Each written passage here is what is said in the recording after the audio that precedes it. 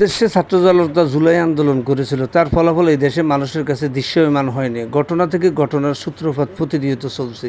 এভাবে চলতে থাকলে বাংলাদেশের ভবিষ্যৎ কখনো সুখকর হবে না। শুক্রবার নুরুল হক নুরুর গণ অধিকার পরিষদ আর জাতীয় পার্টির সাথে এক সংঘর্ষ বাধে।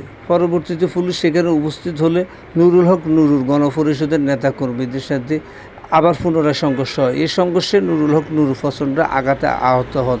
দুঃখজনক, কেউ একজন লাল টি শার্ট পরা লোক নুরুল হক নুরুকে প্রচণ্ডভাবে ফেটাচ্ছে। সামাজিক যোগাযোগ মাধ্যমে ভিডিওটি ছড়িয়ে পড়লে জনমনে প্রশ্ন জায়গায় নুরুল হক নুরুকে মেরে ফেলার উদ্দেশ্য ছিল। ভিডিওতে শোনা যায় লাল টি শার্ট পরা লোকটি জুলাই নিয়ে খারাপ কথা উচ্চারণ করে যাচ্ছেন আর নুরুল হক নুরুকে ফেটাচ্ছেন। এক পর্যায়ে আইনশৃঙ্খলা বাহিনী লোকটিকে আটক করার পরে জিজ্ঞাসাবাদ করে ছেড়ে দেন। দেশের মানুষ জানতে চায় লাল টি শার্ট পরা লোকটি কে। শৃঙ্খলা বাহিনী বলছে লাল টি শার্ট পরা ব্যক্তিটি পুলিশের কেউ নয়। লোকটির ব্যাপারে খোঁজ নেওয়া হচ্ছে। বর্তমানে বাংলাদেশে কোনো দলীয় সরকার রাষ্ট্র ক্ষমতা নাই। এদেশের মানুষ শান্তি চায়। দুর্নীতির ঊর্ধ্বে থেকে রাজনৈতিক দলগুলো দেশ ও জাতির স্বার্থে ঐক্যবদ্ধ হয়ে ভবিষ্যতের জন্য একটি ভালো নির্বাচনের দিকে এগিয়ে যাবে। কিন্তু আজ আমরা এসব কি দেখছি? রাজনৈতিক দলগুলো একে অপরের সাথে প্রকাশ্যে দ্বন্দ্বে নেমে গেছে, যা ভবিষ্যতের জন্য হতাশা। গত 8 বছরে ফ্যাসিস্ট আমলেও এতটা নৃশংসভাবে ন্যাক্কারজনক হামলা ওর উপরে হয় নাই। ডাকসুতে ওর উপরে অবশ্যই হয়েছে, সেটাও কম না, বাট সেটা ছিল আওয়ামী ফ্যাসিস্ট, ছাত্রলীগ, যুবলীগ, মানে আওয়ামী লীগের আমলে। সেটা মানে এই প্রশাসনের এই দেশে মানে এই সময়ে এসে এভাবে ওর উপরে এই ধরনের আক্রমণ হবে, যা আমার মানে কল্পনা অতীত। যখন আমি আসি ওর অবস্থা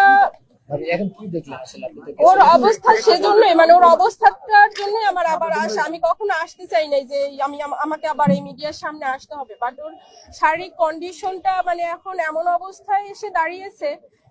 প্রথমে আমাদেরকে ডক্টর মানে করছিলেন, আশ্বস্ত করছিলেন যে আমরা 36 ঘন্টা তাকে অবজারভেশন করে তারপরে একটা জানাবো।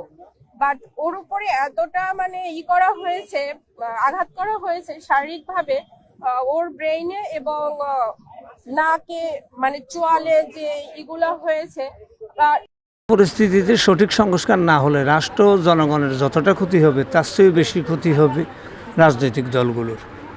কেন এই ধরনের একটি ঘটনা ঘটিয়েছেন সেটি কিন্তু আপনারাও জানেন। তদন্ত সাপেক্ষে তাদের কিন্তু বিচারের আওতাধীন আনা উচিত।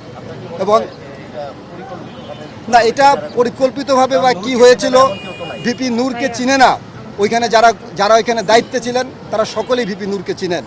স্ক্যান করছি, ওখানে ওই হিমোরেজটা নাই, কিন্তু that haemorrhage is replaced by fluid. এটাকে ব্রেন ইডিমা বলে। এটা আরও খারাপ জিনিস। আমরা এখন আল্লাহ করতেছি এই মাথার পানিটা যদি বেড়ে যায় ওনার এই কনশাস লেভেল কিন্তু থাকবে না, তখন আমাদের অন্য ব্যবস্থা নিতে হবে। আরেকটা জিনিস, সেটা হলো ওনার রক্তে সোডিয়ামের পরিমাণ কম। যেখানে 135 থেকে 45 থাকে, ওনার সোডিয়াম কিন্তু কমে আসছে। দেশ ও জনগণের স্বার্থে রাজনৈতিক দলগুলো যদি এখনই ঐক্যবদ্ধ না হয় তাহলে সামনে পরিস্থিতি আরও খারাপ হবে।